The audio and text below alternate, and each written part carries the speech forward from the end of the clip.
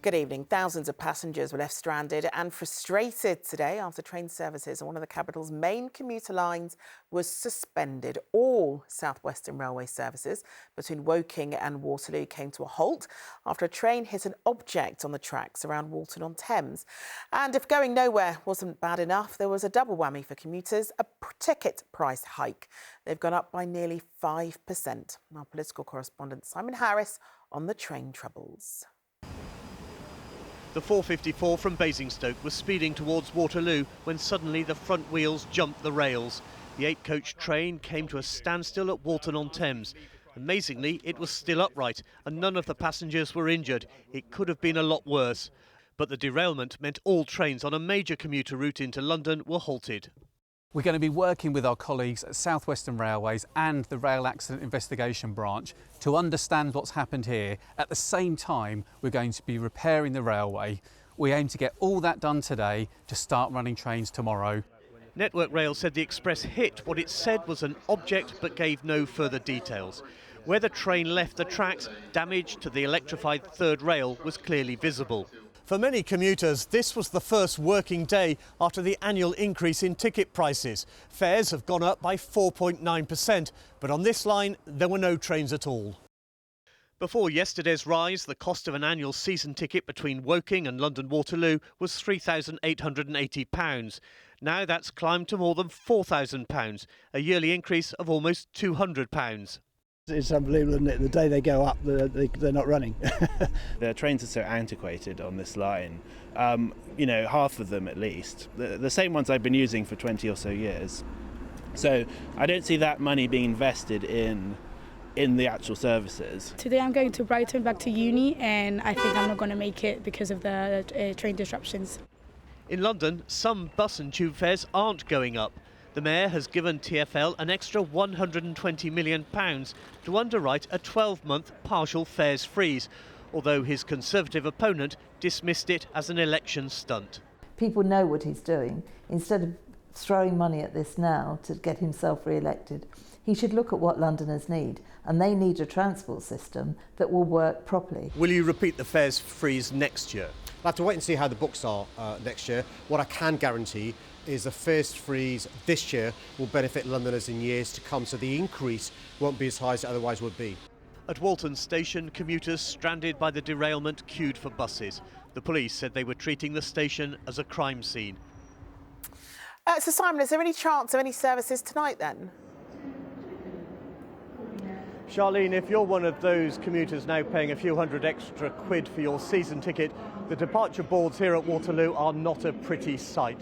Train after train has been cancelled to Portsmouth, to Weymouth, to Basingstoke, to Guildford, to Exeter and many other destinations. Those trains that haven't been cancelled are facing delays of up to an hour, according to South Western Railway. And South Western Railway also says that it can't run any services on the main line between Silvertown and Woking this evening. The good news is that the train which derailed at Walton-on-Thames has now been jacked up and is back on the tracks, but there's a lot of damage to those lines and that needs to be repaired before anything can run in tomorrow morning's rush hour. And of course, we still don't know what it is that train hit in the darkness, causing it to derail.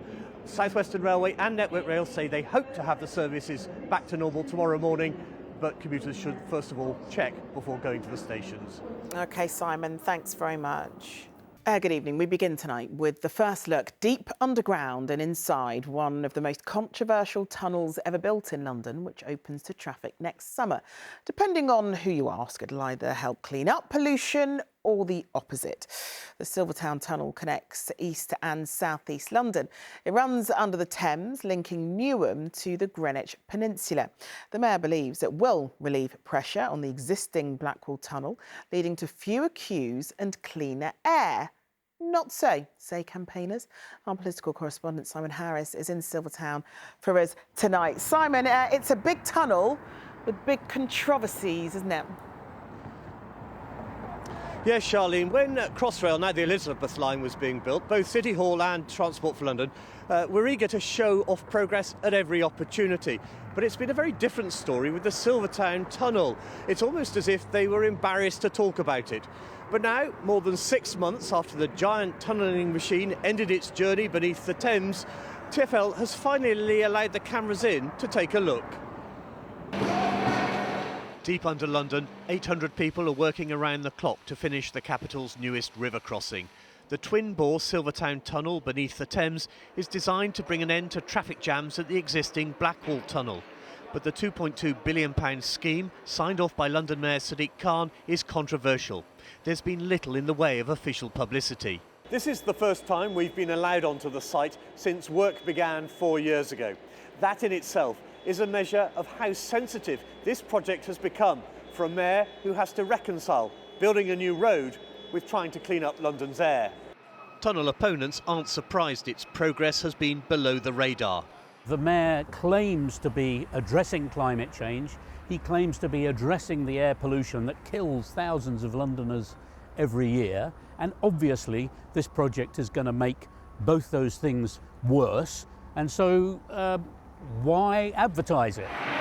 But the mayor and Transport for London disagree. They claim the new tunnel will mean cleaner, not dirtier air, because traffic will no longer have to queue at the Blackwall Tunnel. East London has a shortage of river crossings. People are reliant on using the Blackwall Tunnel because it's the only strategic crossing in this part of London. And typically on any one day, you see 20-minute queues in the peak periods in terms of people trying to cross the river. That leads to very poor air quality. What drivers aren't being told yet is how much they'll have to pay. Everyone using the Silvertown Tunnel will be charged a fee, and the new toll will also apply to the Blackwall Tunnel. Last year, the mayor suggested car drivers might have to pay £5.25. We've not agreed on what the toll is going to be. What the original plans were from Boris Johnson were both the Blackwall Tunnel and Silvertown Tunnel have a toll. What we're going to do is make sure local residents and local businesses aren't unfairly penalised. Caroline Russell is a Green Party politician on the London Assembly. She opposes the tunnel on environmental grounds and as a cyclist is horrified at the impact of the construction site on local roads. It's absolutely terrifying. It's very unclear where you're meant to be. The roads are very often unswept and covered in dust and mud from the construction site. And it's utterly grim. Nobody likes cycling through here. It just feels dangerous. TfL said it was looking to make improvements to the pavements and bike lanes. If all goes to plan, the Silvertown Tunnel should open in the summer of 2025. But as you mentioned, Simon, what people don't know is how much those tolls are going to actually be, because they have to pay a toll, yes, for the Silvertown Tunnel, but also for the Blackwall Tunnel if they're using it. Yes, Charlene, the decision to levy a toll was taken when Boris Johnson was mayor. It was part of a complex finance deal to get private firms to pay the upfront costs of building the tunnel. And at the same time, it was decided to levy the same charge on the Blackwall Tunnel. It's fairly obvious what would happen if one of the tunnels was free and the other had a toll. But if it is as much as £5.25 per car per journey, that's £10.50 to go both ways. And for some drivers, there's also the £12.50 ULEZ charge on top. I'm told that we should know sometime later this year exactly what the final tolls for both the Silvertown Tunnel and the Blackwall Tunnel will be in the summer of 2025. OK, Simon, thanks very much. Good evening. We begin with the budget and how the government plans on resolving the controversial and costly issue of the HS2 site at Euston. The service may be long delayed and hit the buffers, but today the Treasury confirmed it's banking on private developers to ensure HS2 runs to the central London station rather than the outer suburbs, and setting up a ministerial task force. We'll go through some of the bigger measures in a moment and hear from voters in the Chancellor's Surrey seat on whether he's won them around to secure his seat at the general election when that happens. But first, our political correspondent Simon Harris on the high-speed race to develop Euston. Mr Chancellor of the Exchequer. When Jeremy Hunt set out the government's spending plans to MPs, it amounted to the headlines. The details came later in a publication known as the Red Book, and in the small print was an announcement about the HS2 station at Euston. A ministerial task force is being set up to try to get the private sector to bankroll the £6 billion project. What do you make of the phrase ministerial task force? What do you think it means? To me, it means nothing. It means government's trying to get some ministers together to overlook this, but that does not solve the problem. I'm not sure if the task force will be able to raise that kind of money to complete the site. Drummond Street is one of the casualties of HS2. This once bustling row of shops and curry houses is now surrounded by construction site hoardings, and behind them, precisely nothing is happening. Euston's limbo began a year ago when work on the new station was put on hold because of the soaring cost. Officially, it was described as a pause, and the construction teams were due back on site in 2025. But that's now in doubt.